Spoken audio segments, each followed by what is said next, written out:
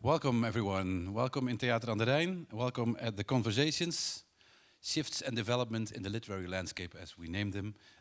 This is an edition of the Conversations. We had multiple conversations in the past. They are all online on de notulen van het Onzichtbare, the website. You can check them also at wintertuin.nl.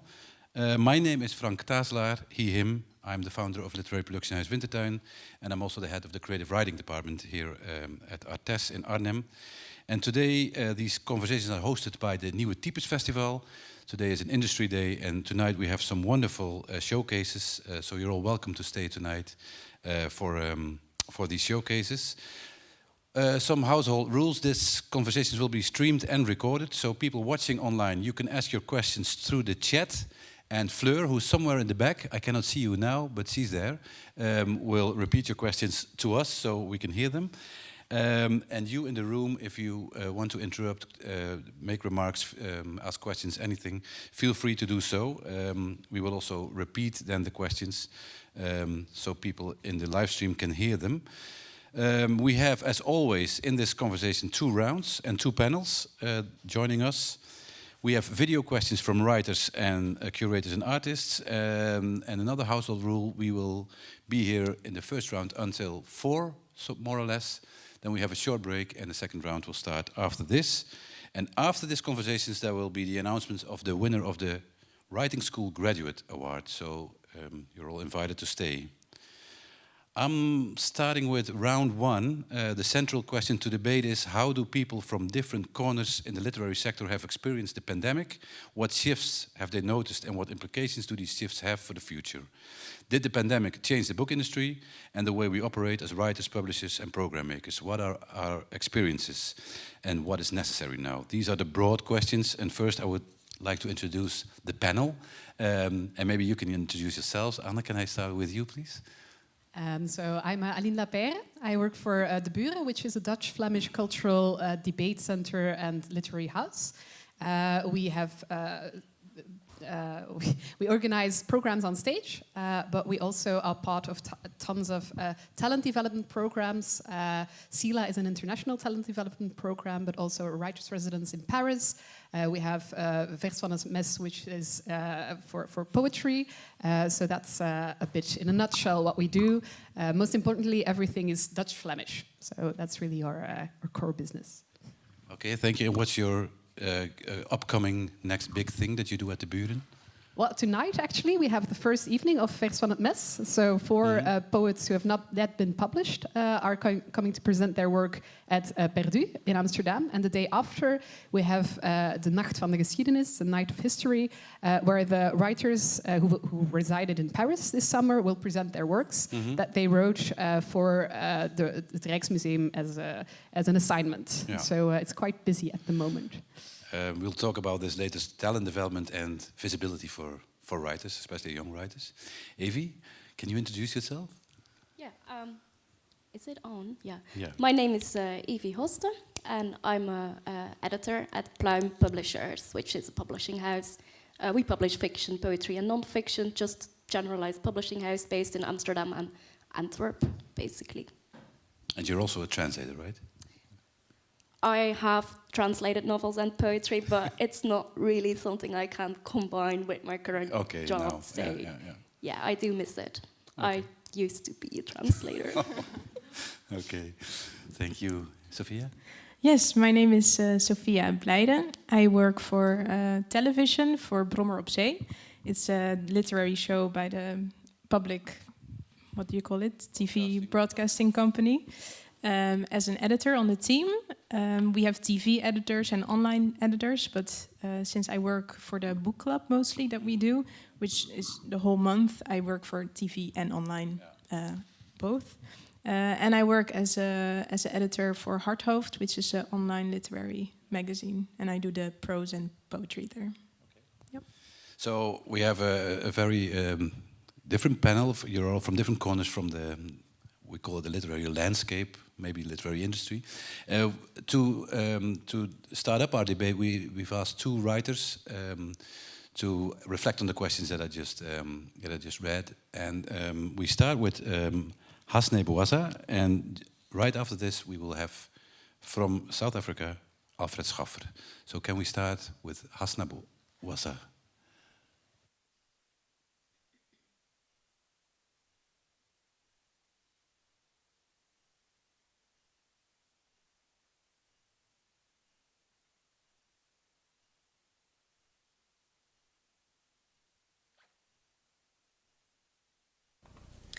Schrijven is voor de meesten, denk ik, een eenzaam beroep. Al is eenzaam misschien niet het juiste woord. Solistisch. Het is iets wat je alleen doet en wanneer het manuscript af is, draag je het over aan het publiek. En dan begint de interactie. Die kan heel spannend zijn. Bezoeken aan boekhandels, interviews, lezingen. Tenminste, als je geluk hebt. Want tijdens de pandemie kwam dat allemaal stil te liggen. En nog steeds eigenlijk, nu alles open is, blijft het sprokkelen om de aandacht van de verschillende redacties, die van boekhandels, waar voornamelijk bestsellers en kookboeken domineren. En mijn vraag is, hoe zorg je ervoor dat je boek zichtbaar en te vinden is? En hoe vind je je publiek wanneer redacties en boekhandels de weg naar jou niet lijken te kennen? Dan nu naar Alfred. Hallo, mijn naam is Alfred Schaffer. Ik heb het idee, misschien ook omdat ik in Zuid-Afrika woon, dat literatuur toch voornamelijk een luxe product is. En ik vraag me af of de pandemie in die zin niet een beetje overschat is, omdat ze waarschijnlijk helemaal niets aan het idee van literatuur als een luxe product heeft veranderd. Maar misschien zien jullie dat anders. Ik vraag me af, is het boek of is de literatuur inderdaad nu toegankelijker? Of wordt er in elk geval gezorgd om literatuur toegankelijker te brengen? Omdat er nu sinds de pandemie wellicht een groter bewustzijn is van de noodzaak van literatuur. En misschien ook wel een groter begrip van het gebrek aan belangstelling in de literatuur. Treden daar veranderingen op? Helpen campagnes? Helpt BookTok? Of is en blijft, ondanks alles, literatuur iets voor de happy few? So, that's quite clear. Literature as a luxury product. I think that's quite a statement. I remember Doris Lessing saying in her Nobel Prize award receiving speech that it could be or is sometimes a life-saving product. Is it a luxury product? What do you think about this? Yes, it is, unfortunately. But I mean, we've had the pandemic and we just entered a new crisis.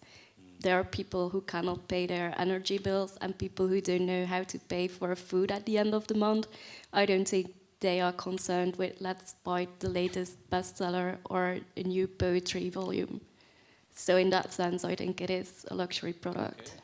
I don't think it's a money problem though, because books have hardly gotten more expensive in the last decades, and there's a lot of very good books that are able, you can buy them for not that much money, but I think it's an attention deficit maybe that people have. There's so much to choose from diversion-wise. But I would not call it a luxury product in the sense that it's not accessible, because it is. But maybe, there's lots to choose from, and then sometimes literature is on the back bench, I would say. But I do think a lot of people during the pandemic have discovered how great it can be to read. I've heard from a lot of independent bookshops that their sales have gone up during the pandemic. Yeah, and I also think that literature comes in very different forms. So, for example, buying books, that's a money thing and not everyone has access to it. But there's also oral tradition and there's spoken word and there's poetry and stories that you tell, in generation. So in that sense, I don't think it is a luxury product at all. And it's something that happens everywhere all the time. Yeah, you're definitely right. And in that sense, I'm really glad that there's more and more attention also for makers who don't necessarily publish on paper, but perform on the stage. Yeah. We need that. Maybe I should make the distinction between literature and storytelling. And storytelling being something we all need and do. We live by virtue of it, basically, yeah. The infrastructure as it is now, and you, if you work at this, the publishing industry, I think that we are talking about a product. Do you feel somehow incapable as a publisher, you're an editor, but as working in a publishing house, to participate in this storytelling culture? No, I think we publish a lot of young writers as well, and people with different backgrounds. And I'm personally very interested in the interaction between the stage and the page and everything else that is possible. And I think that these days especially, and the pandemic has helped in that, to explore new ways of bringing literature to audiences. And I think you guys know much more about that than me. I'm more of a spectator when it comes to that. So, did the pandemic help, do you think, reaching new audience and reaching new, or giving also space for new makers? Yeah, well, I think it helped in the sense of being creative, of how you reach your audience. For example, my career in the literary landscape kind of started during the pandemic, so I haven't really... you have no comparison? I experienced the literary landscape from the outside, but not as much from the inside. And I started at the Read My World festival, which is a festival in Amsterdam. And the team decided to start writing letters again, like ask authors to write letters to, reach people. And it was a very creative process and a creative outcome. And I think, well, the pandemic helped in that sense to be more creative. So, and in your case, at the Buren? Yeah, I think at the Buren as well, our first impulse after the pandemic started was, okay, we're losing our stages. What can we do for writers, for young people who are depending on us to give them a stage? And so we launched a project, Besmette Stads. And this has been like... Contaminated City? Contaminated City in English. So a project around Paul van Ostaaien. And we asked writers, artists to kind of reflect on Paul van Ostaayen's work, to reinterpret his work. It's been a huge project. More than 100 people have participated. It's been on tour by now, also in Germany. But in the beginning, it was just a digital project. And we really thought about how can we keep on giving out assignments even though we don't have our stage anymore. Yeah. We've also done a lot with podcasting. And you can see that a lot of writers have discovered, like, okay, it can also be nice to work on an online platform. It can also be nice not to be on stage, but to do a Zoom meeting. Well, by now we're kind of sick of that maybe, but still there's so many possibilities also to connect around the world. We had an evening where we connected Belgian authors with Jennifer Egan and Nino Haratischvili, which would not have been possible that easily if it weren't for the pandemic. So it has created some possibilities as well. So there is a shift due to the pandemic, we can say. There is also a problem, of course. I think Alfred points it out very well, and you said as well. There is also an inaccessibility of literature as it is. Does this mean that we have to think outside the infrastructure of the publishing industry and create new ways? And what is necessary for this? For instance, do we need more NGOs in our field? And how can we take care of our writers? That's maybe, I think, the most important question. Do you have any answers to this? Is it a shift? That's the first question, maybe. I think this interaction between traditional publishing and the infrastructure at large, so organizations like, as we are hosted by today, like the festivals, I think that has always existed. I think that there's a new generation of young makers who enjoy stretching the limits of collaborations and exploring new ways to do that. And I think that's a really amazing thing to see happening and be part of it as well, in some small part. But I don't think this interaction is new necessarily. I do have the feeling that it has expanded, that more and more young writers are aware, like, okay, on royalties alone, I can't make a living, but there's tons of things you can do next to writing that can be really fulfilling and also enriching for your writing practice, like teaching or doing social projects. I think there's a lot of really interesting NGOs who work with communities and bringing writers and communities together. And I can see a lot of collaborations growing from that. A lot of people getting new material from that. So it's not a problem that you can't maybe immediately publish a book or do books only. It's an opportunity, and I think all types of writers have different types of thing that they would like or that they can use. But yeah, I see a lot of people very open to that, especially in the writer's residence. I think in the beginning, mostly people said, okay, my goal is to publish a novel. And now it's much more like, I want to experiment with podcasting. I want to do an expo more in the art scene. I want to make a movie together with someone else. So people are thinking much more openly, and a lot of disciplines overlap. Lots of people do different things. That doesn't mean that there shouldn't be just writers who only write or do poetry, but it is interesting that so many people get to do different things and combine things. So that is a shift, as you say. It's more the status of the writer and the practice of the writer is changing more or less. Do you notice the same, Sophia, working as a program maker for instance, Read My World and Brommer op Zee? Yeah, I do, but I also I'm wondering if it's something that the authors want in all the cases, or that it's something that's necessary for them to do to pay their bills. Okay. And so it's not an artistic impulse, but it's more an economic one. Yeah, I think in some cases, it is. And I do think that during the pandemic, we really saw what we think is important or what we think is less important. Like we had the essential fields of work, the essential jobs. And for me, when I worked in media for television, so we were still allowed to, make our shows and continue our practice. Even though if you look at it practically, it's not that different from a theater, or the risks are, so it's what is important and what is less important, and who gets to still program their authors and who doesn't. Who doesn't, yeah. Yeah, I was going to add, in Belgium, bookshops were an essential type of shop, whereas in the Netherlands, I don't think they were. No, it wasn't. We're in the Netherlands. This is a completely different story. This is, I think, is interesting. So, Sophia, you're saying it's not just an artistic impulse. It's not the broadening of the status of authorship, but it's a way to pay the bills. Do you agree with this, Evie? Is the center of what an author wants, in your opinion, still the publication of the book? That depends on the author. I mean, writers are almost just like everyone else in that sense that,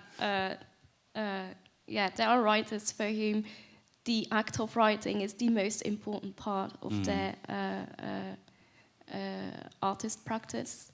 And there are people who enjoy the interaction with the audience just as much. So who do earn their money by performing or creating together with other artists in different types of collaborations. It really depends on the writer. But the reality is that there have always been only very few people who could live by writing alone. Yeah. That is not new. That has always been the case in our small language zone. Things have become harder, that's true. So people have to get more creative. But that's the problem for the entire cultural field. It's not limited to literature, unfortunately. What does this mean for us as cultural institutions involved in talent development? What is our responsibility when this is the case? I think it's very important to bring writers together. Because they inspire each other so much. I think during every residency, people talk about, okay, how do you do it? How do you get paid by the end of the day? And that way people really get a sense of what is possible and how you can develop your practice. I think as a bureau, we really try to give a stage also to the talents that we get to know during these residencies in other programs. We try to get them connected to different kinds of house, if we have the feeling like, okay, they really want to do lots of projects in the literary scene, and we also give them opportunities ourselves so that they get a head start on that. But some people say like, oh, actually I've discovered that for me it's perfect to work half-time in a something completely different, like a flower store, and then to write next to that. And that's also a legitimate choice, because sometimes it's better that these things in your head are separated. For some people that works great. Other people prefer doing something with literature, with writing next to their book writing practice or poetry writing practice. So it really depends on the person. Mm-hmm. But there is also an infrastructural responsibility, I think. For instance, when it comes to institutions like the Dutch government, the Nederlandse Letterenfonds, Literatuur Vlaanders, we were used to subsidize only or mainly the book. Slowly, it's turning there. Do we see an authorship or a writer's practice that needs more attention and more care outside the guidance of meeting each other, performing, but also of performing as a writer, but also in establishing skills and competences that are outside this mainly literary field? Do you think so? You mean like courses in how to network? No, maybe courses in how to cooperate, or maybe interdisciplinary work. I really think, again, that depends on the writer. Not everyone is capable or interested in that. It's like what you said, everyone has to search for themselves how they want to fill in their artistic practice. Yeah. But I do think it's a responsibility of institutions to create an environment where you can explore your practice. Because recently now in Antwerp, a lot of subsidies were erased by the city. Project subsidies for people who really were just getting started. Small, really tiny sums of money just to try something. People who have just graduated, and it's caused a real stir because like all of the people who are about to graduate, who are just graduated, they think, okay, but this was going to be our little head start. It's not even a lot of money, and still the city has ruled that it wasn't necessary to spend it because it hadn't been promised yet to artists. But of course, a lot of people were counting on that money, so that's really an example of what shouldn't be done. I think in Flanders, the literary fund is changing, Literature Vlaanders, so they are really reviewing their subsidiary lines, and they try to break it open. And not only subsidize books anymore, but also literary projects.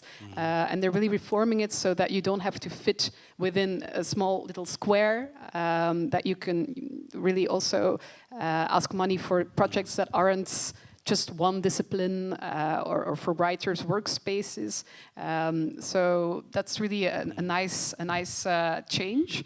And some of these lines are also really, they have a low threshold. So it's an easy form, because that's also, very often that's also the problem, that people want to look for funding, but they realize, okay, I have to fill in like 5 forms before I even get a chance to apply. And for a lot of people, they just don't have the time for that. We are, of course, in a culture field, in an art form that is based in the market for a larger part, I think. This is maybe changing as the Flanders Funds does. Looking at the Dutch public broadcasting company, could you imagine in your show, in your programma, your program, to have artists like Lisa Weda with a VR installation? Now she was there with her book, or spoken word, or any things that are outside the publishing industry? Yeah, definitely. We always talk about this in like editing meetings and stuff. And what is when you talk about this, I'm very curious.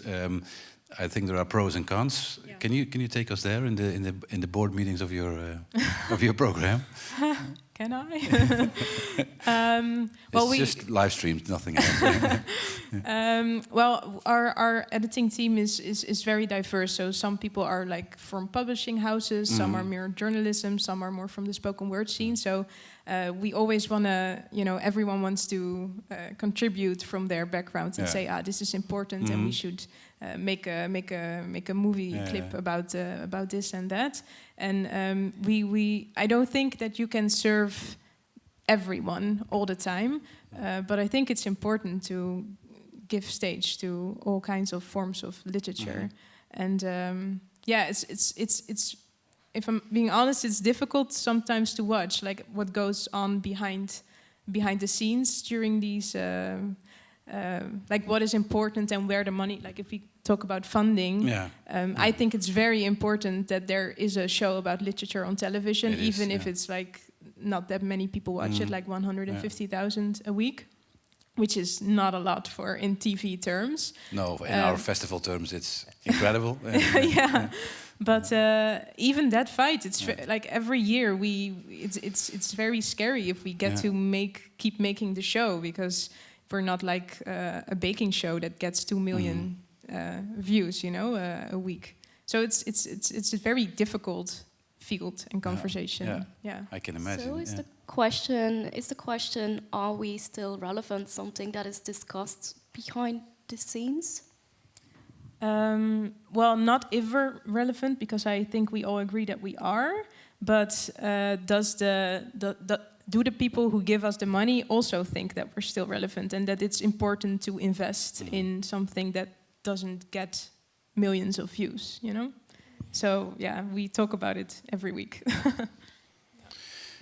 Hasna said you can be a published author. You can even have access to bookstores, etc. But then, how do you create visibility? Are you, as an editor, are you concerned with this question? Yes. The after the book published question. Yes, of course. Yeah. You don't work for a very long time with all your heart and soul on something to just see it disappear down the drain of inattention. And how do you cope with this question? Because there is this world, this infrastructure outside of bookstores, and of course you can try to have a review in the newspaper, but there is something else. There's also the embedment of the book or the theme of the book. Is the publishing industry, not your publishing house only, but do you think the publishing industry is involved in this enough? Yes, because it's relevant for our very survival. Yeah. From which point of view? Is it a thematic point of view, or is it the product that we want to sell? I don't think there is anyone working in publishing who just sees it as this dead product. This luxury product, as Alfred said. I think everyone who works with books does it because they honestly believe that reading is important, because we love reading, because we hold so much love for what we do. So no, it's not just a cold sales meeting we have every week. No. And do you feel that you can succeed in, because Hasna says it's very clear, it's a difficult problem. I think it was during the pandemic. That didn't change. It was there before, of course. There is no shift. Do we succeed in, because there is also something that we could call overproduction. There are a lot of books on the market, a lot of young writers being published. How do we take care of this ecosystem? Maybe Aline, from your point of view first, as a talent development organization, what is your view on this ecosystem, and what is your view on this overproduction? Can we handle all these writers coming to the market? All these books. That's a really big question, of course. I also used to work in publishing, so I know a bit about the problem. I wish that there were more readers, of course, that there were more people waiting for these books, because you say overproduction, but there are so many great books that are not getting discovered by enough readers. And I tend to think that even if you touch with your book, like even 10 people, that you've made a difference and then it's relevant and that it's not wasted time. But it would, of course, be better if there would be more readers to reach, and if it were also possible for publishing houses to find the right readers for the right author, which is also not always easy, because how do you find that niche, and the people in that niche, how do they choose? There's not a lot of space in media to give some attention to literature, so it's very often the same authors that get invited, that get a stage. So as a bureau, we try to course correct that a little bit. We hardly ever invite the really big names. Sometimes in particular settings we do, but we then also invite young talent. So we really want to get the niche audiences in touch with their writer, the ones that can really touch their hearts and really connect with them. And I know it sounds corny, the way I'm saying it, but I have this really small reading group, the Buren Boekt. It's just, we invite an author and 10 readers. They've all read the book. And what happens at those tables, that's why you do it. It's just, you see that books can really change someone's life. And very often the readers say, I would have never chosen this book myself, but I know that the selection is is good. And I'm so glad that I discovered it, and I got to meet the author, and we had a discussion on this topic. They associated it with their own lives. That's, I think, what we're all aiming for, and what we enjoy ourselves most as well.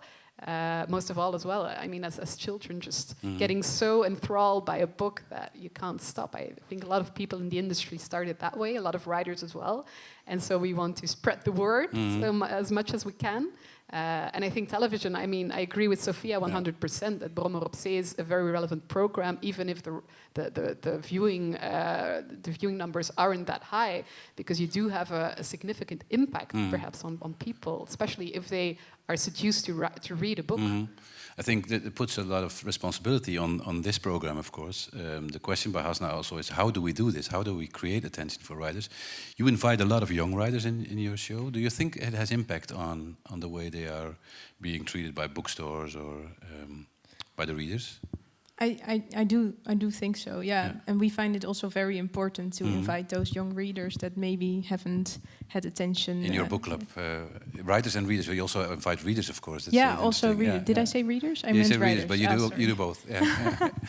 Yeah, that they get stage and that they can develop their writing in the public eye, or like people reading their work. But I find it, honestly, the ecosystem, as you call it, of literature, I find it terrifying, because in my job, I see how many books are being published, like every month, and we have 2 spots a week. Like it's not there. It's like this. And what Alina is saying too, like there's so many great stories and so many good writers, but not that many readers left. So is this our first responsibility then as ecosystem? We are all part of this infrastructure, I think, each from our own perspective, to find new readers. Is that our most important task?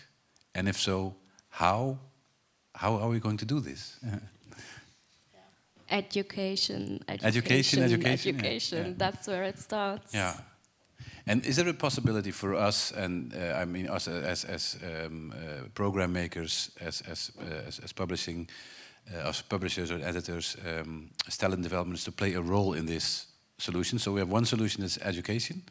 Can we play a role in education? We have a day, de dag van de literatuurkritiek, the day of literature criticism, for which we invite teachers of Dutch literature to get in touch with authors, young authors, and established names, just to get to know them. Because if you look at the reading list that young people get, it's still a lot of very traditional names, the same names that I got when I was a small girl. It's still De Aanslag by Harry Mulisch, and it's a good book, but there's been a lot of books published since then, a lot of books that are probably would talk So it's teaching the teachers, that's the first Teaching thing. the teachers, Okay. Yeah. I think that's really important. Yeah. And I think it starts even more basic, as in I heard these numbers of how many books beginning teachers have to read while they're trained to be a teacher, and that is so few. And also I think our governments have a responsibility to draw attention to the importance of language. I mean, funding for language education has disappeared over the years, and there's so little left. So there is also a responsibility on the level of government and state funding. Are we putting enough pressure to them, do you think, as a literary field? There are, for instance, in the structural subsidies of the Dutch, the BIS, as it's called, the basic infrastructure, there is only one literary festival, and there are numbers of theater festivals and music festivals. Are we putting enough pressure? Is our voice heard enough? Yeah, I think we try quite hard, but of course you always have the response like, okay, but we also need to give money to healthcare, we also need to give money to education, and you can't argue with that, of course. But they need they need to admit also that literature is a crucial part of our society, and that it also can give a profit. It's a business as well. I mean, it's not just fun and games, and it should be taken seriously. And sometimes I have the idea that culture and literature is being considered like nice to have, which it is not. So that's definitely a kind of a view that needs to change. Quite often the people who make policy for culture, they often don't really are in touch with culture. I'm not sure how it is in the Netherlands, but in Belgium it's sometimes staggering, and culture is just something on the side that they do. Whereas I do think that it can change societies and it can change people, and it changes the future as well. You have the people, the visionary writers that we have. They do change society. They change opinions and views, and it's not an option to have literature and culture in a society.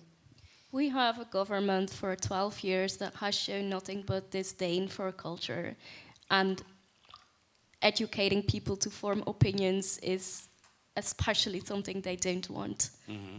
Maybe that is the problem with our art, that it can be dangerous in this sense. It's very dangerous. Yeah. So we have education, maybe state funding or by the literary funds. We need to be able to make to have a louder voice maybe in this. The other thing, of course, to reach new readers is the festivals that we have. Is this something that, as a program maker at Read My World, is this something that you think about, the reader and reaching new readers? Oh, I don't work for Read My World anymore, as you did, I do think so. For example, Alfred was also talking about book talk for a second, and it made me think of the ILFU young adult event, which was, there were so many young readers that are looking for books and looking for literature and wanting to read. Although I like book talk, I'm not sure if it's also about collecting books. I hope they actually read them too, but I think they do. I think they do. I think But I think it's very important to reach the new generation, and This is maybe a hopeful thing. Of course, there is a lot of things that can be improved, and as Hasna said, visibility is not something that comes for granted in a literary career. But book talk, the festivals, there are new, and also I think a program like Programma op Zee. There is a new generation of readers. You can also see it in the numbers. Do you notice it in your publishing house that book sales are going up? Wait, you've asked me two separate questions. Let me start with the first one. I have hope when it comes to new readers. I was at the Nacht van de Poëzie just recently, and I saw the floor full of young people. That's one thing. Secondly, I think Read My World is a really good example of a festival that reaches out to new readers actively and tries to reach new audiences, people that traditionally don't go to bookshops. And they reach them, and they do that so well, and I'm very impressed by how they do that. As for your second question, if we notice it for certain books, there are some titles that do benefit from book talk, but overall I think it's still a fairly small phenomenon. In the bookstores, the numbers, especially for young adults, are going up, and a new generation of readers is coming in between, let's say, 15 and 21. there is always this question, of course, do we need to seduce them to also go to what we call other literature or novels? Is that so? Do we have to? I think that people who read whatever they read will find literature eventually if we just stimulate reading. So making good books, stimulating the reading.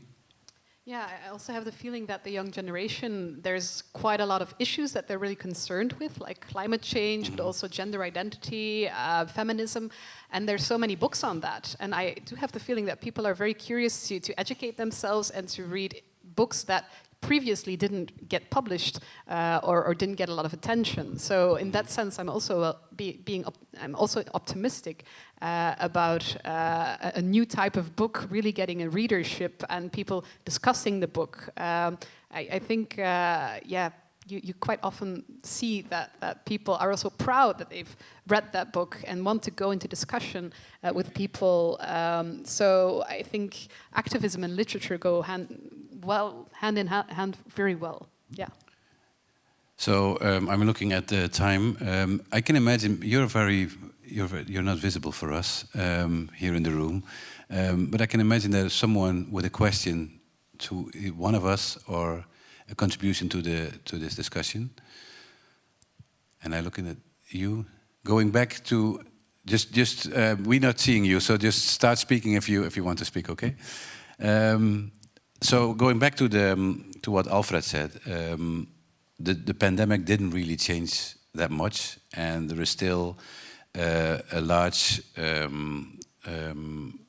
part of literature that is not accessible.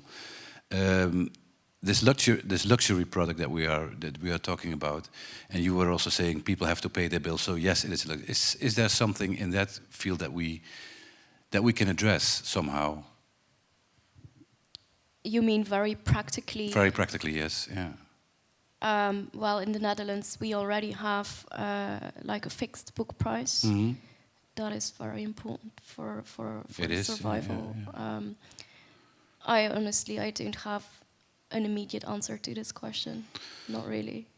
I mean, if I knew, I would probably be solving the crisis the cultural field is single-handedly.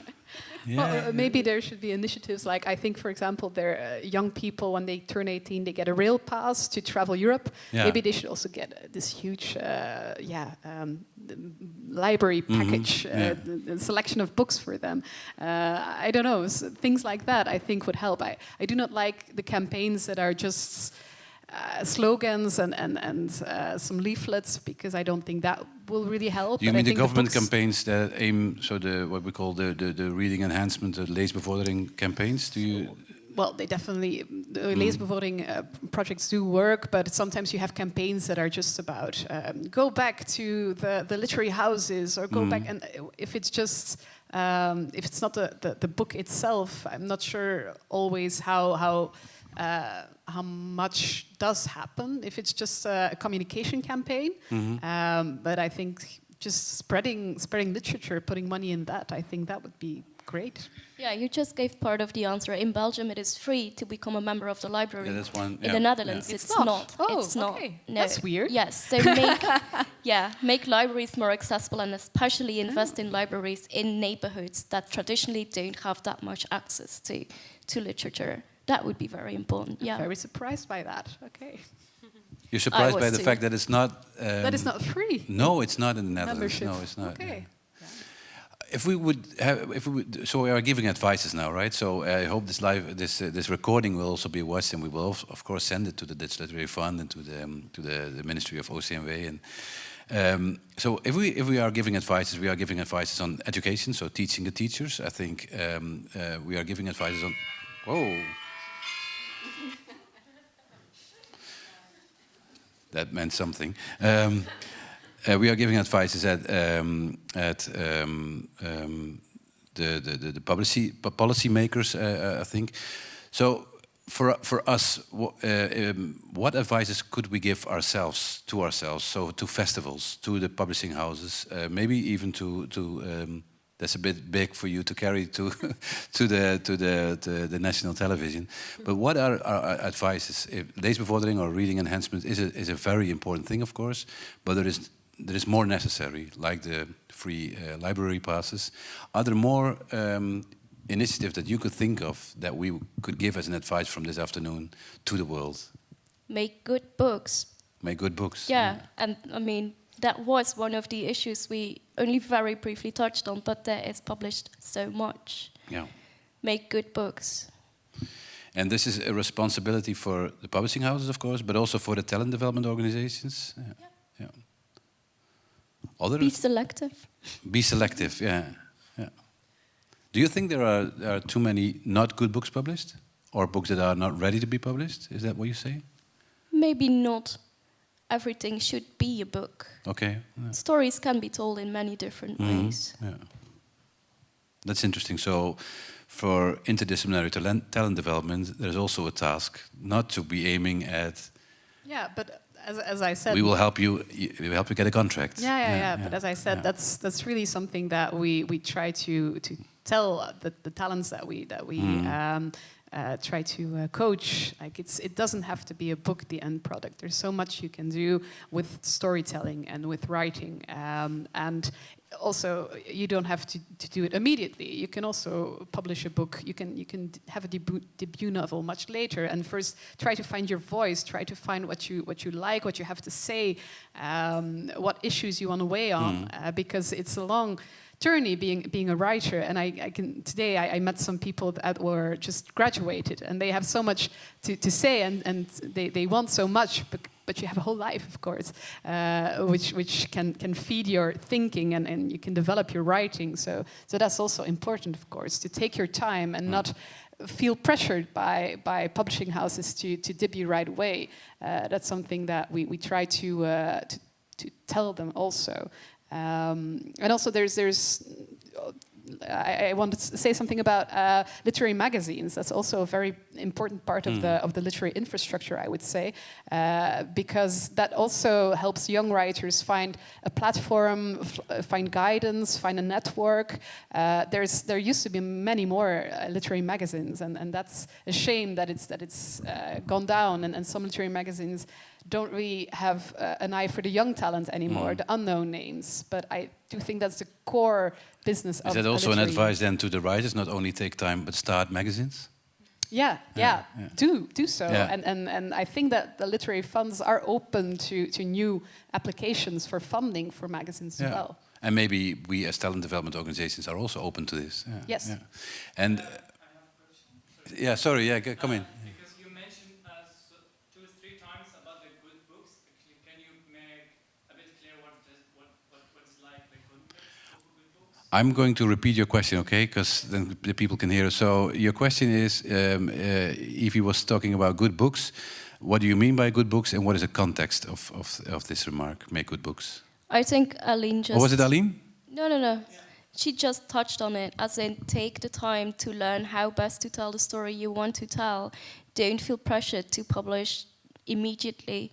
Take the time to read and sharpen your thinking, and just think about how you can best tell your story. Just take the time. Can I ask a question, please? Just what you said just now, how can you justify that you've got the right story to be published? So the question is, how can you justify that you have the right to be published? Do you mean? So the right story, like she was saying, that you must write something that is attractive to the reader. But how do you know that yourself, that this book is well justified for my readers? I think every writer struggles with this question. Do I have the right to tell this story, and am I the best person to tell it? Sorry. The time is... No, go ahead, Evie, I'm sorry. Yeah.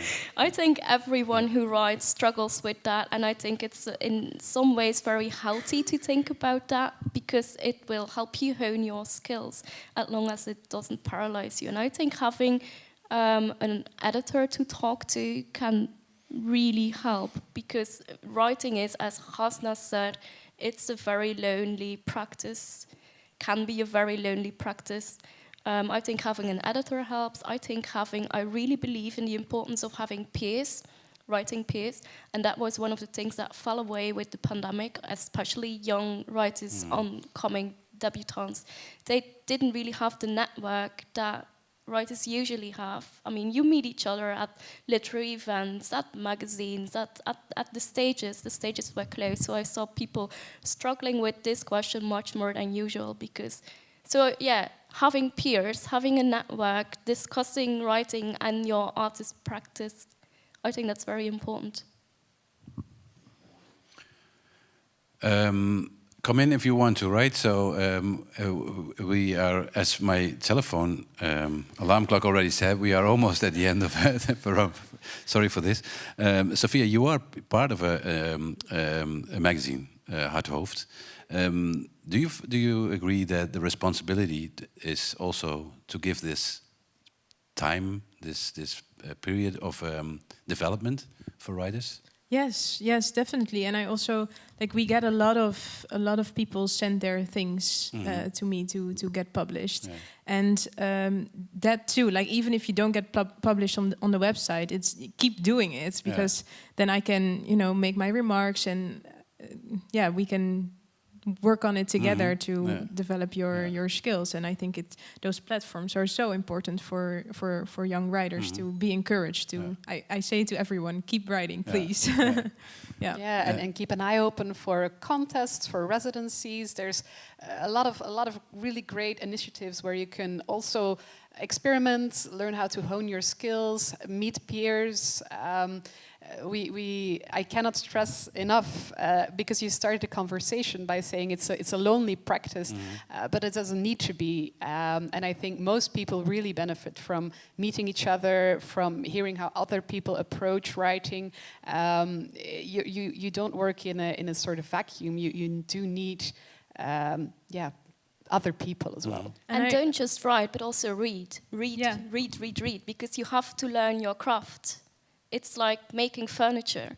You're not just gonna make a beautiful bed or chair or whatever on your first try. You need to read. Yeah, and you can also be cheeky about it. You can just send someone an email and say, hey, can we get a coffee together and talk about my writing? I always found it really scary to reach out and ask for help, but it's very okay to do that. Yeah. How did you learn to do it? By doing it? Yeah. You just send emails and then you just push send. Yeah. So this is basically, as we round up, an advice to not only policymakers and the educational system and the teachers that need to be taught how to behave as readers, but also to the writers themselves. So the ecosystem as a whole is there. Do we have enough literary magazines? Do we have enough in our language area? Do we have enough online platforms, do you think? Or I heard a call by you, Aline, start a magazine. Yeah, I would say that there aren't enough anymore. And I see young people frustrated by, I've been in 1 or 2 magazines. I don't know where to knock, on which door to knock. But I think it's so great when people get together and start something. Also help if they get a bit further along in their craft, to help young people also do that, to help each other, and in the end that's also the most fun way to be a literary artist, I think, to connect, to go to literary events if you're interested, meet people there. I mean, we organized a sort of reunion for all of the participants we ever had on our writers' residence, which is almost 200 people by now together. And I heard that on the way back in the car, 5 people, they were talking about how they really would like to have a space in Antwerp to go to work. And now last week I heard that they rented a studio together, and so they actually went to do that. And that's so great to hear that just by going somewhere together and talking with each other and seeing each other's needs, being honest about that. Because as a writer you are in a vulnerable position, but you're not alone. Yeah. And I also think that in the early stages of starting a new platform, the most interesting things happen because there are no rules. You can do whatever you want, and you don't have to justify yourself to anyone. So you can just play and have fun. Yeah. That's a great advice, I think, for everyone here. About working collectively, we will speak with a different panel in the second round. If there are no questions anymore, and I'm not seeing you, but I can hear you if you yell or shout or speak. Then we are going to round up. Aline, Evie, Sophia, thank you very much for this interesting conversation. And Thank you, Frank. and we will have a little break now, and then we'll continue with the question, what is working collectively in literature? So, see you back in 10 minutes. So, welcome back, everyone. Also, welcome back online.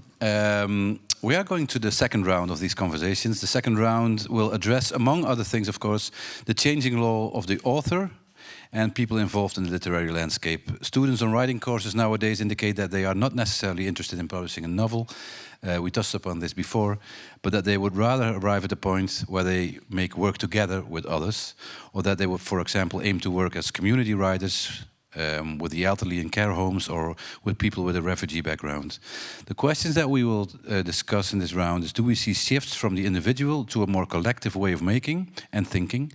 Where is the shift noticeable? Is it a new generation? What does that mean for the literary field and for the industry, for the festivals? And how do we take care of our writers, literary artists, translators, small publishers and literary organizations? I have a panel here, a new panel. Maybe you can introduce yourselves first. Khadija, can I start with you? My name is Khadija. I'm a creative producer. I make live programs. I work with the International Literature Festival Read My World, and I teach. Yeah. Lina? Hi, I'm Lina from Lithuania. I'm writer in residency now here in Wintertuin for the whole month. And I have my own literary project called Fading Sofa. I examine the topic of anxiety, investigating it in Lithuanian prose and poetry by young generation. So that's about me. Young generation of makers. Yeah. Okay. Shole? Hi. I am Shole Rezazadeh, and I write novels, but also poetry. I'm pouring in water, but I will continue this just a minute. We have two video messages for us, with questions, of course, to talk about. The first one is by Annie Rutherford, and the second one is by Sharida Koufour. And I'm not sure if we are ready for Annie's video. Hi, I'm Annie Rutherford. I'm a translator, a literary events organiser, and I'm currently trying to set up a Writers in Exile residency in Edinburgh. I have two questions relating to the theme today. Firstly, how do we use writing, and art more generally, as a way to further social justice while recognising that writing and reading in themselves do not inherently make us better people? And secondly, the thing that I love about the literary community is exactly that. It's the community, people who are mentoring folk coming up in the same areas as them, people who are insisting that we don't just make room at the table for voices traditionally heard less, but that we make a larger table. But that takes work, it takes time, it takes a lot of care. And those are things that often in this particular context aren't paid. So how do we do this work, which is so important? How do we make sure we remain a caring community, an inclusive community, while also continuing to insist that writers, artists, art practitioners deserve to be paid for their work and for their time? I think there's a contradiction in there that we need to unpick, and I'm not quite sure where it lies.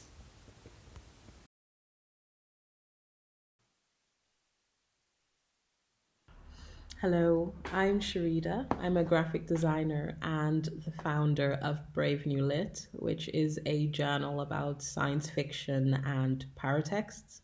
And so my question to you is literature becomes increasingly more multi and transdisciplinary in that there are so many avenues to publish through, and there are so many diversely talented people involved in the literary process. How do you ensure a cohesive and unified end product, story, or narrative? Thank you. So I think these are two very interesting questions and very different also. First, I will give you some water because it's very hot here. Thank you. Lina? Shall I say it? Okay, thanks. So, Annie was saying, creating a more inclusive art means to enlarge the table, but how will we as a literary community take care of pay and care for the artists involved? My first question would be, is our literary community a caring community? Do you experience it that way? Cholet, can I start with you? I think it's very important to also, as a writer, be aware of what you deserve. I think one of the biggest problems is that a lot of writers, they don't even really can dare to imagine that they also deserve something. Mm-hmm. Like they think because we do something we like, so it's kind of free or it's cheap. But I think that's one of the biggest problems. And of course, the other part that people, they have to pay the writers. They also sometimes like, you also want money. but we promote you, we give you a stage or whatever. Yeah. So, okay, thank you. Or you get free tea. So wow. I think it's a kind of double side. Mm-hmm. But I think as a writer, I think it really starts from a writer self. So like you have to, as a writer, also just believe in that what you do, it's also a job, and like all the other jobs has to be paid and has to be fair paid. And you stop your time, your energy, your brain, everything. So why not? And I think maybe that's a kind of good begin to just as a writer to think like that. To think more empowered and more like you are, as Remco Kampert once says, you have a shop, so you're also in an economical model, not only in a cultural model. Unfortunately or fortunately, I don't know, but nowadays, but I think always, but nowadays more, that writing is not. It's also kind of. Business. Mm-hmm. It's not just sitting and writing and waiting till everybody comes to you and buy your book and you get famous and everybody respects you. It doesn't work like that. No. And maybe it works, but then after 30 or 40 years, maybe you get ever discovered. I think you have to really start from yourself as a writer. How is this from your perspective, Lina? I would agree, and I can add my experience from living and writing in Lithuania. When I was younger, before my debut book, which was published 2 years ago, I was so excited about getting into the stage readings, organizing them, discussing, making literature events, and everything was for free. Just let me in there. And actually, when it's published, when festivals ask me to come to read something, to discuss, to moderate some events, I already know that it can be paid. I can be paid for that. Mm-hmm. But if I could make the time back, I would tell myself that Lina, you will have to wait a bit. Don't be so enthusiastic. Because it will bring you down. And actually, it was like that many times. I remember when me, with my friends, colleagues, writers, we went from Vilnius, capital of Lithuania, to Kaunas National Theatre. We were discussing many times that, you are making performance of poetry with some music lively produced, and it was really interesting stuff. And we were admitted that, we are not taking any money, just please pay for our travel, which cost maybe 10 euros for one. So we were 5 of us. And of course, let's do that. And the stage was full. Audience were admiring our performance, and after that we just received some flowers, and that's it. And when we started to ask, but how we can manage with these travel tickets, we already saved it. It was like, oh, but it's your stage. Just look how amazing it was. We also brought some photographs. You will be like famous one day. But actually, the thing is that we never share this like loud, and that's how I think that's how we were like.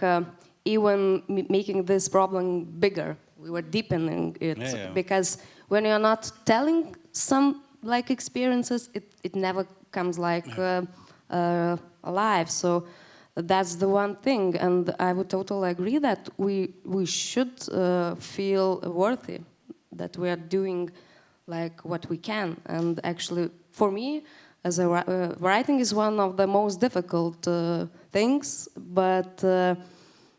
In these like days in modern life, when everything is like I don't know, you have to pay like for electricity and anything else, you just must to do this. And actually, you are doing it not only for yourself; you are standing for others too. You're seeing it as a collective standing up. Of course, yeah. There are a lot of young writers in the room, so you're basically working for them now also. How do you experience this, Khadija, from your point of view as a program maker? Yes, I think I agree with this. There's you feel certain tension, of course. I think care and community are two things. When you speak of a community, I believe care is an intrinsic part of that.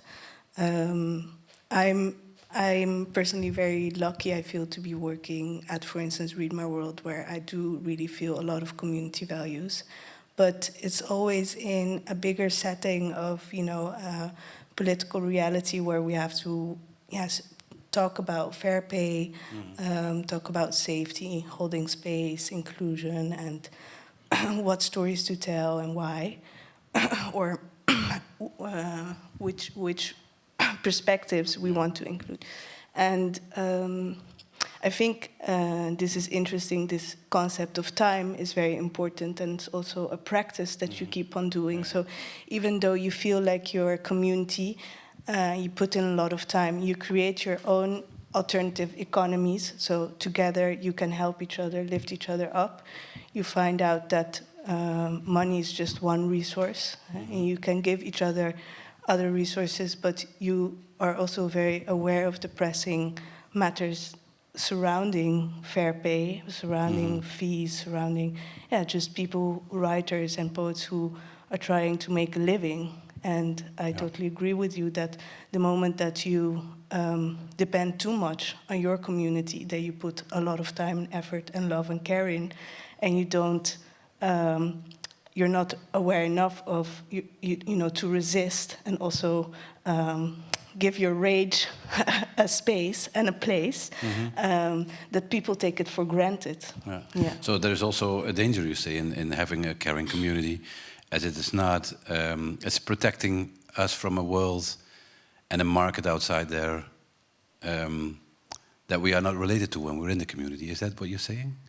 I think that people underestimate the amount of time and a lot of resources that go into building community.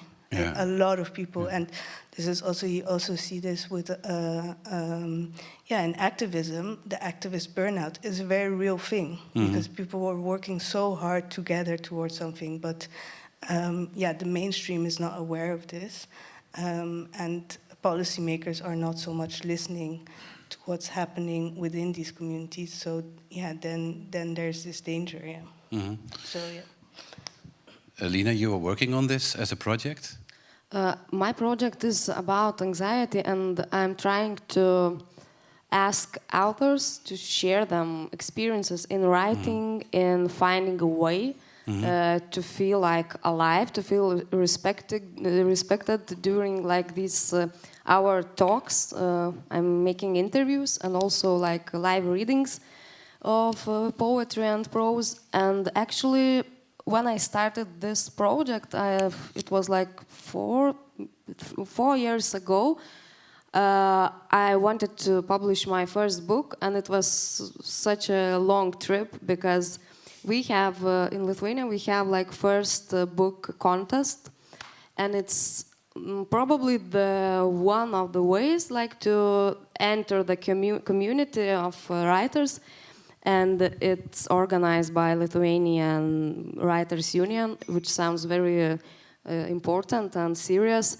And 3 times in a row, my book wasn't accepted. I always were keeping like answers, like asking questions, like why not this time? I always received the same answers, that it's not that traditional. We don't know how to put it like under the union's like terms and so on. And that was actually probably the most depressing, the most like, I don't know, like really hard time, because I was writing a lot. I was seeing others like my age authors who were like writing another one book, publishing it. Most of them were poets, and somehow poets in Lithuania like I don't know, more like into this, because when you're writing prose, it's like even more difficult. But during these years of that big depression and everything, I started to read more like my generation's authors, and to discover how is it like in their books, in their prose, in their poetry. And I realized that it's not the matter if book is published or not. When your second book is published, you're also having the same like thoughts that maybe it's not enough.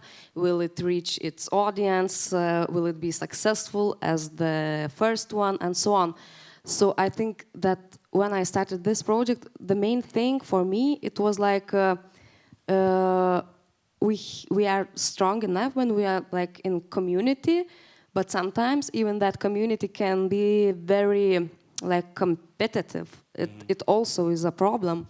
And talking about fundings again, we have Lithuania Council of Culture, and you can apply like for scholarship. And I received that scholarship several times, and I felt like a human. I can live like from what I'm doing, but I knew that okay, it's for 6 months. Okay, now it's for 7 months. Wow, it's an achievement. But after that, you have to make a like pause and to wait a year or maybe 2, and then you have to find proper job and live again. So that's what I experienced in Lithuania, and I think that everything what we were like discussing before, that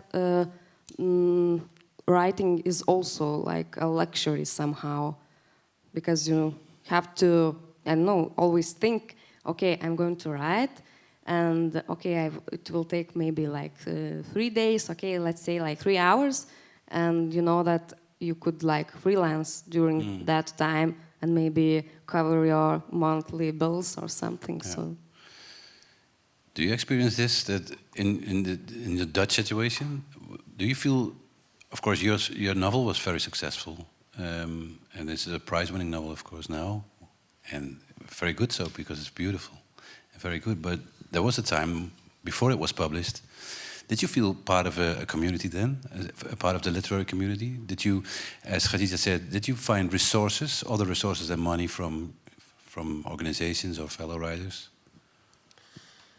Yeah, my story is a bit complicated, because I have moved to the Netherlands 6-7 years ago.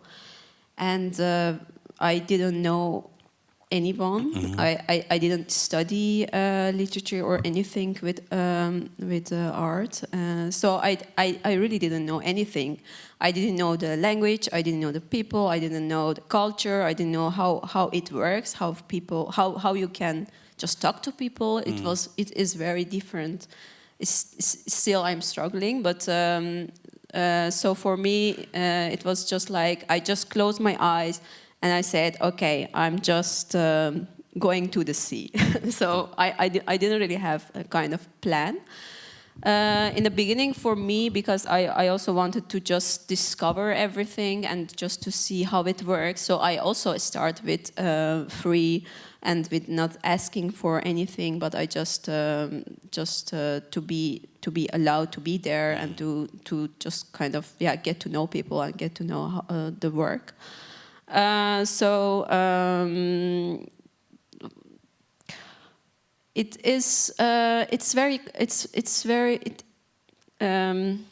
cannot say it's yes or no, or it really depends on who is organizing something and which kind of public they have. And of course, for me as someone who has also another background, it's always interesting for people to hear about hear something different. So that's one of the advantages that I have. But disadvantage is that also I know, especially in the beginning, a lot of people they didn't really even believe that I just write and perform in Dutch. So sometimes they say, but can we have a telephone call to? I know it was to checking my language or something. Oh, did you write it yourself? Is it really? Was that a really question? Yeah. So it was really, for me, it was really in the beginning very difficult to really kind of make people to believe that yes, this is what I want to do and this is what I do. But I also have very positive experience with a lot of people that without any question, they said yes, come and show your work and come and perform. And so for me, like a few months was just for myself. I thought, yes, I'm just practicing, so it's okay to get paid. But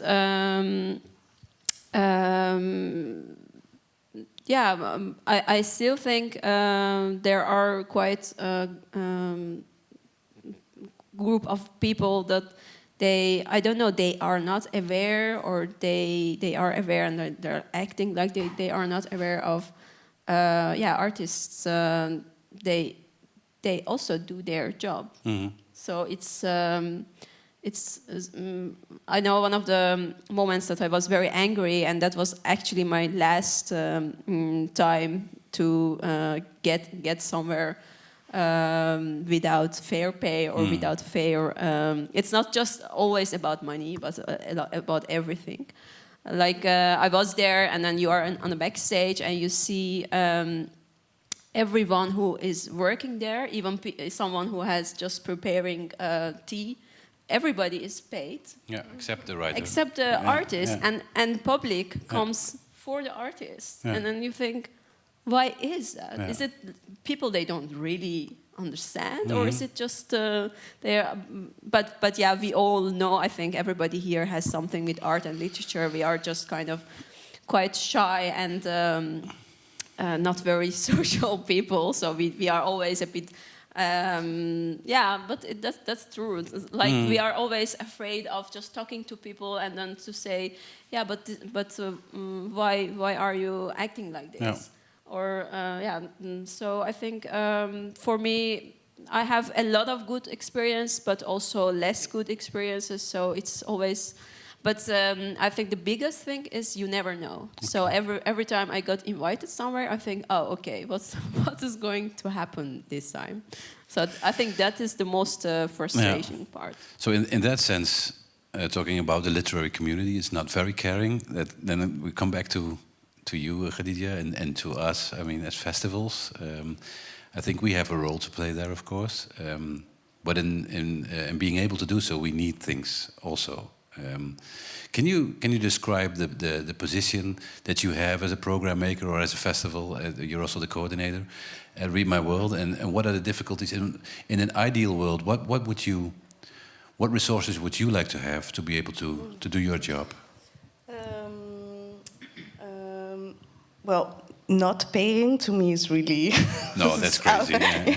And I'm not the managing director, but we do the entire team, at Rima World, we're all freelancers also.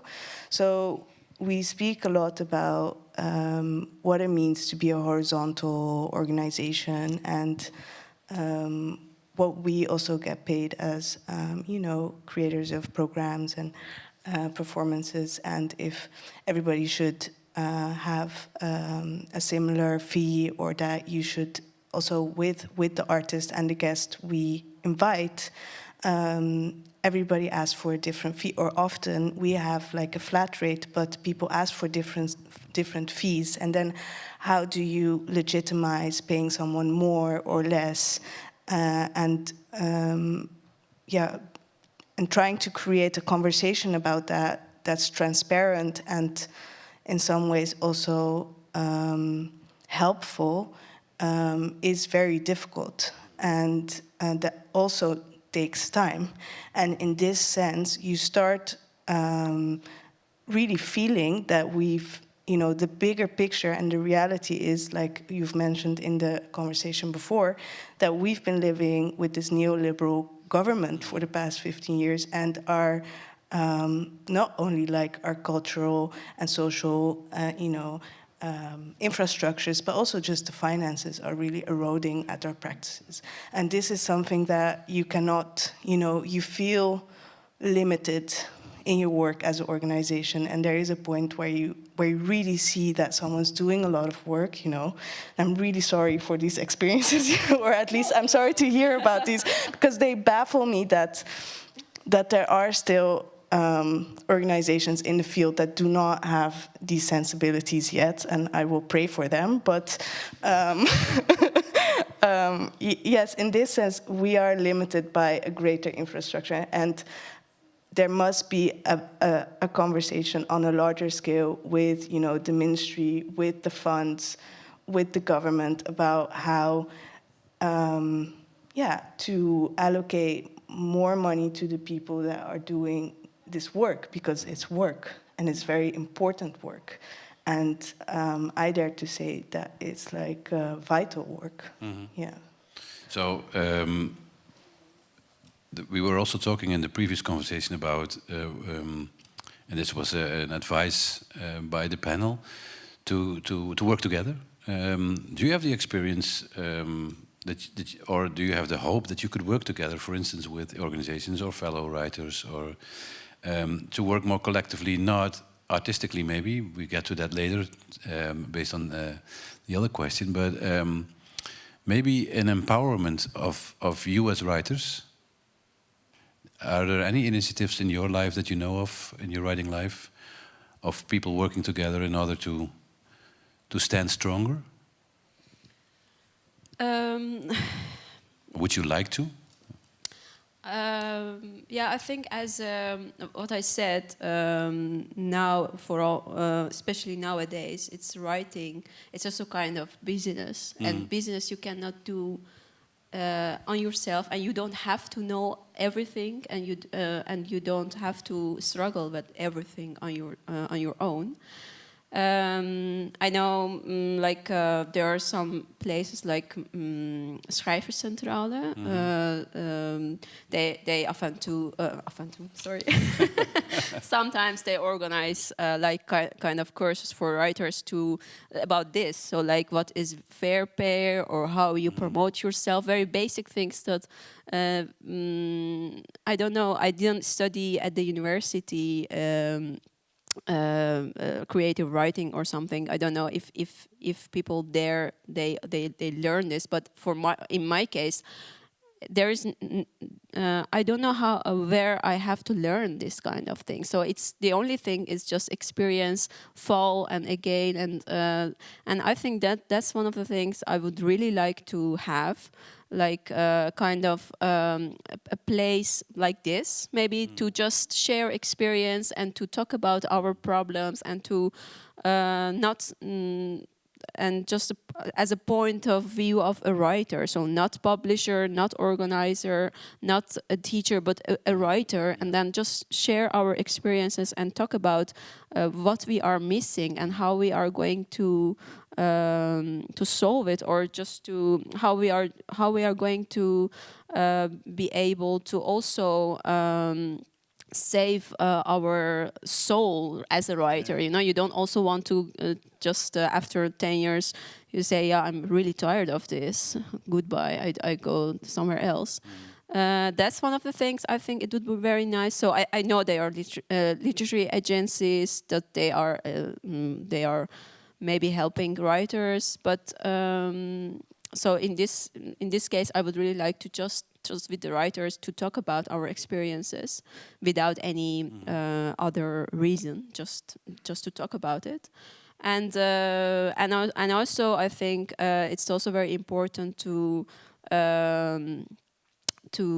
really mix the arts. So I personally I really like to work with musicians and sometimes also with some people that they are making nice animation or this kind of things, or any and other kinds of arts and or organizations that maybe they didn't really have anything with literature. Maybe then is extra important to work with them and to just open their eyes and minds about literature and about how important it is. So in this kind of, I won't say, yeah, I like to go every day to an office and to be with other people and write. Otherwise, I wouldn't be a writer. I like to write myself. But yeah, there are some things that I think it would really help as a writer to go on and to find a new places and new experience. So these spaces that you're talking about, the spaces to meet, also outside the literary bubble, but also with other, there is a need for this. Is a need not only to work together, but also to save your soul, as you mentioned it. Do you find it, Lina, crucial also to your practice to meet and to discuss and to exchange? What is your practice about? Yeah, and exactly. My second question is there a possibility for this? Actually, I came from cinema field. I came from cinema field to literature. And I could compare how strange it was, because when I was studying cinema, script writing, we were always like discussing how to pitch ourselves, how to go to festivals.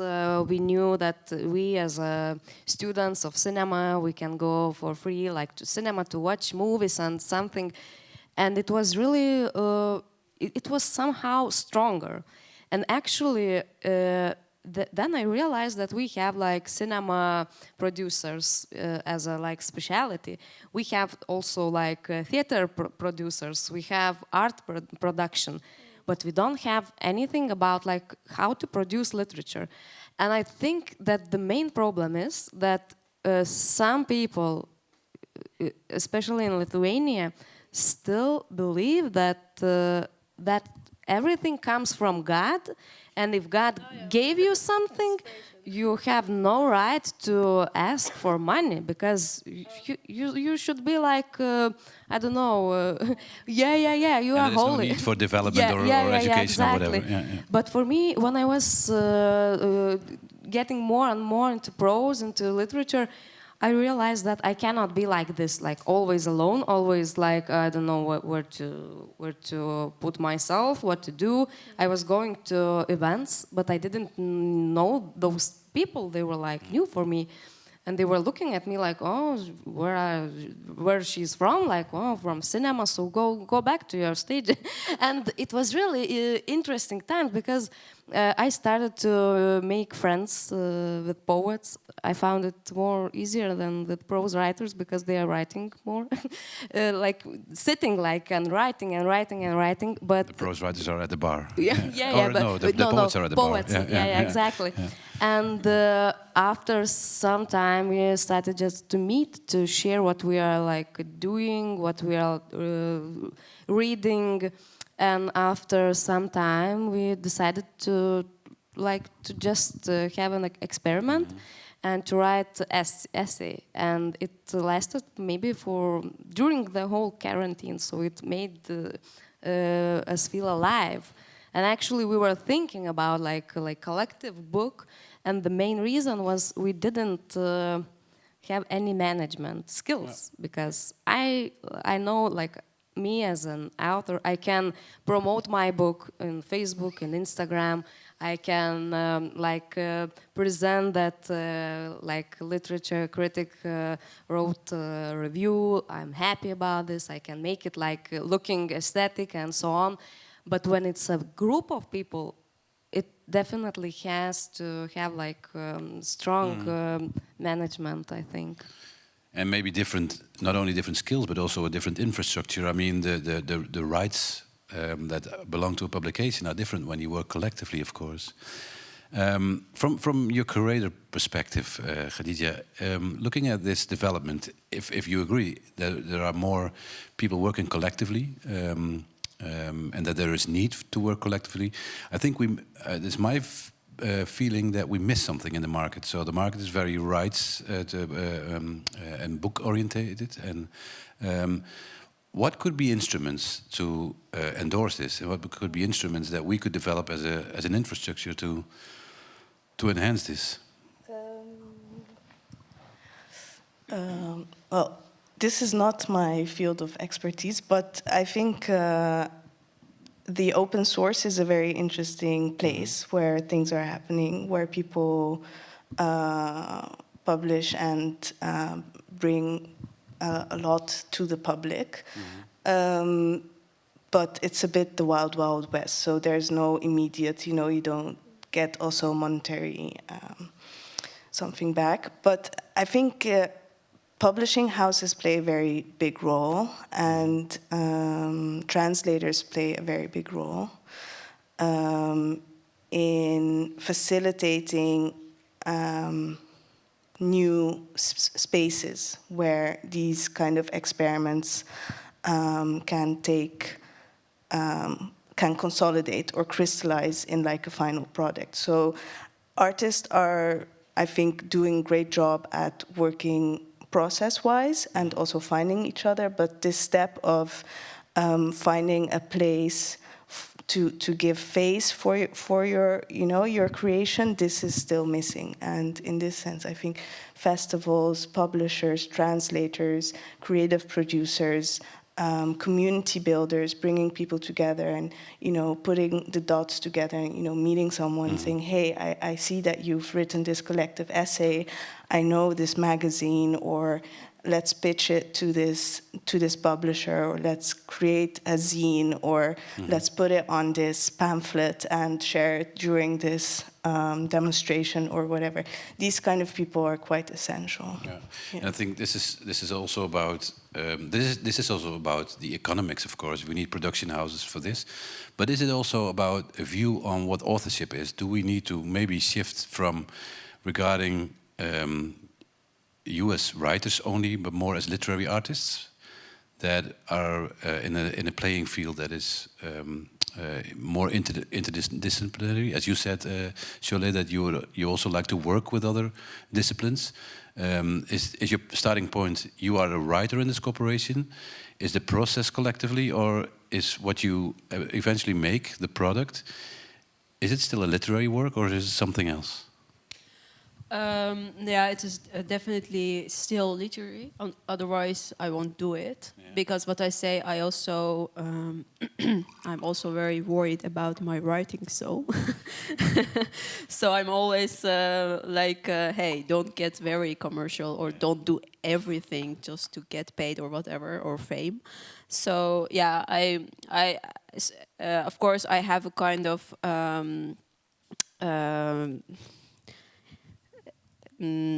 plan for myself, and everything that will help me to follow that plan, I will do it. Otherwise, I won't do it. So, and yeah, I want to stay literary, and so I also so it's not mostly. It's like I already have written something, or I'm thinking about something, and I think, okay, who who will like to join me. So for me, it's like that.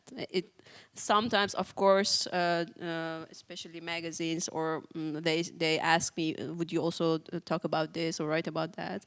But mostly, it's like I already have something, and then I go have a look. Okay, who can I join, or who can join? And do you find enough space in the infrastructure to really hit this off, to really make this into a product that, for instance, would sell or would be booked at festivals? Yeah. For me, it's mostly I don't start it if I don't really think it will get somewhere. So. Yeah, of course, a lot of things I write for myself, but the things that I want to publish or I want people to hear or read about it. It's I think, okay, where can I put this, or for who is this is interesting? And of course, I also have a lot of experience with people that they say, yeah, would you like to do something here? And I say, okay, but do you also have enough money if I ask another artist to join me? And always, or my experiences, they always have, and they like it if you combine your work with another art. So that's a bit, and one of the, I don't know how is it in your country, but one of the nice things in the Netherlands, it's this. You can, if you really want to do something, you can do it. So there, you can always find a way to get money for it, to get attention for it. But the only thing is that you really have a plan and you want to do it. If you have that, people are open. I don't say they always have money and energy to put on you, but you can find it. So I think it's very important to know what are you going to do, and then to find a way to show it. And of course festivals, but a lot of other platforms they also. And this, it's a way to make or to create different work that is not only to be published in a book. Is it also a way to, what you mentioned before, to save your soul, the cooperation and the working collectively?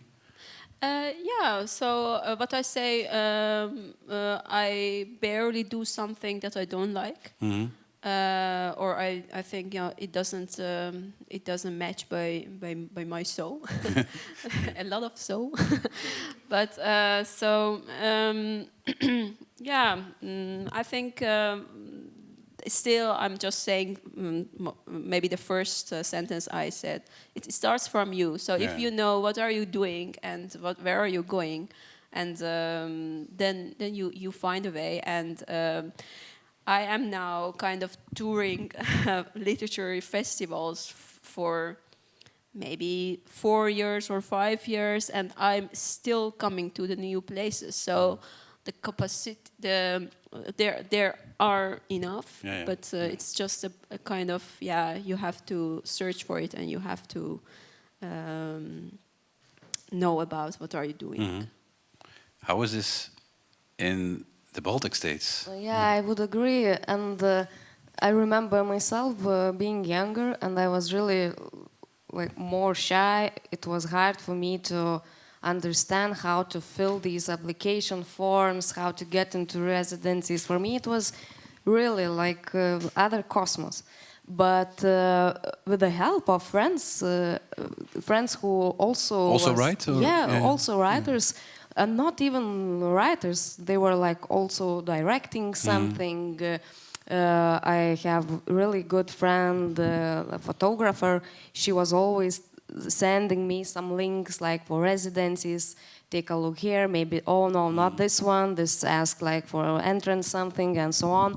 But after, I don't know, of course you have to face your fears. If it's when fear is conquering your passion, it never can happen. So I think that's one of the main starting points. You have to just make it. And actually, I know some poets who are really like very, I don't know how to say it. It's not even like they are introverts. They having issues like mental issues, and I can see how they are growing by doing their stuff. For example, one poet published his first book only when he's 14. So it was like amazing debut, and he's dancing on stage. He's dancing. He's kind of like a queer poet. And she started not to like read his poetry, but to dance his poetry. And a lot of theater directors, stage designers, and other people from different spheres started to ask them to do something together. So I think that we are more connected than we think. But it needs an infrastructure, of course. Yeah, it's a wonderful development. I think it's something that we need from different perspectives, as we discuss now. Also from the mental health of the writer and from the economical position. But where do these spaces, these possibilities to meet, where do they start? I think we can put the responsibility at the writers. But I think there's also a responsibility, and I'm looking at you, Khadija, in the infrastructure. And going back again to this, we had, as you mentioned, 12 years of neoliberal government. We had a lot of cutbacks especially in literature. Do you have hope that we can create the spaces, or do you think it's? It's a difficult question. Yeah. I don't know. I never speak about hope. just. Do you see? No, let me put it differently. Do you see perspective in the way we work now? Of course. Otherwise, we wouldn't be doing all these things, right? And I think it's so beautiful. I see a lot of developments also. Just to respond also, like what you're saying on a personal level, like. To conquer your fear of, if you fear conquering your passion, and and this is also like found that very beautiful. Thank you for sharing that. Just want to say it. But is there a perspective? I think that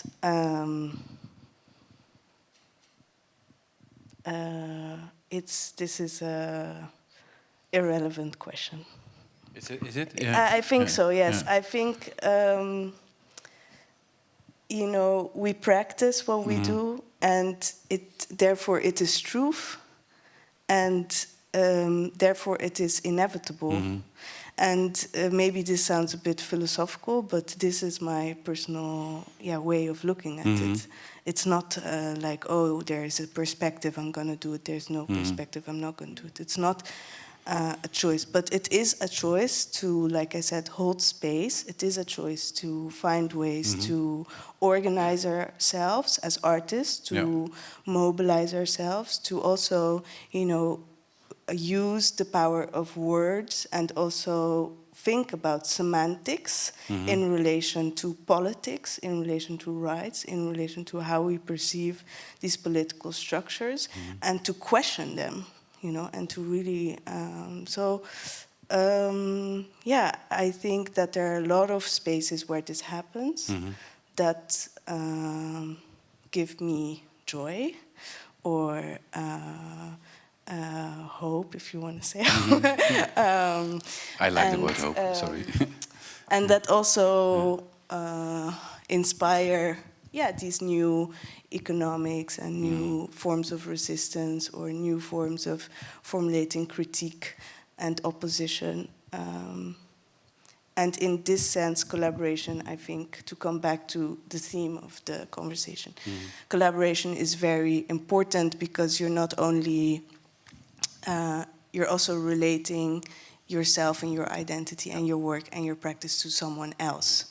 And that's a very good kind of reality check to always have, I think. So, Wonderful, thank you. I'm looking at you, not seeing you. Do you have any questions or contributions to this very interesting, Hannah Chris? Maybe. I don't know if I can put a question to words yet, but I will try. What you were talking about, like all the things to talk about when you create something, like semantics and politics and holding space and creating new ways to formulate critiques, all those kinds of conversations that are incredibly important, but also cost a lot of time and effort. Like what the person in the first video also was talking about was in terms of fair practice. It's especially the creating of a community that's inclusive. That's a lot of work, work that's not paid. So how do you create space to in your work where you also you need to organize a festival, you need to get to the product. How do you make time for that process? That's so important.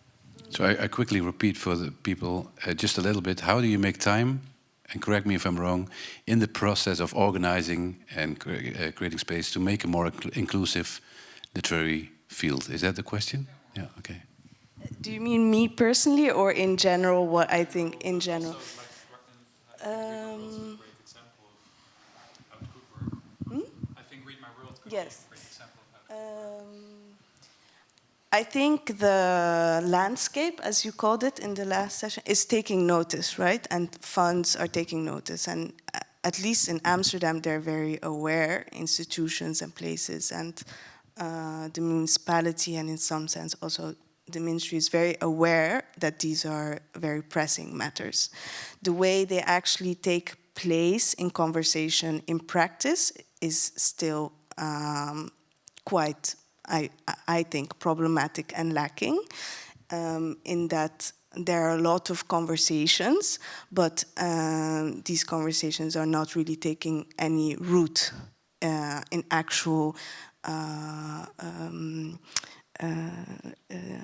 changes within institutions or boards or or even in programming in the canon, how we look at these things. So I think that will be a first step to really also address that this language surrounding these matters has been co-opted, and that a lot of institutions are kind of bandwagoning a lot of queer narratives, a lot of conversations around diversity and inclusion, and therefore these words are becoming hollow.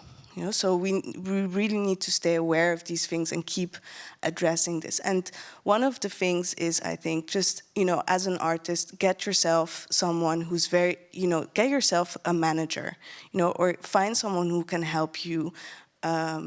For instance, just teach you how to negotiate your fee, or teach you how to write a really good fund application, or go to these festivals like Read My World, like this festival where there are spaces to talk about these things, like mobilize yourself in a different way, and really learn how to situate yourself within these larger institutions and within these conversations. That will be my... this is how I go about it, but it's just maybe one way. Yeah. Does that answer your question? Yeah. Thank you. A very rewarding answer, I think, to this question. Is there any more questions or things to put forward? I'm also looking at the time. The alarm clock didn't go off, but people are waving. We are a little bit... we should stop at 4, and it's almost 10 past 4. So, I would like to invite you to join this conversation later on when you meet everyone. And you're right. I think this can be a space to talk and to exchange. So we are here. So I would like to thank you very much, Khadija, Lina, Cholet, and you all for attending this and thinking with us. I especially want to thank, but I'm not seeing her, Fleur. Oh, there she is. Hi, Fleur. For putting this all together and being a wonderful program maker. I have one announcement to make, but I forgot what it was, so I have to look it up. I think it is, oh yes. You are all invited for the announcement of the winner of the graduation award in this room after a short break that we will have. I think a 10-minute break, and then we will announce, or someone will announce the winner of the graduation award of the writing schools in the Netherlands and Flanders of this year. So let's meet back in let's say 10 minutes, and a big applause for the panel, please. Yeah.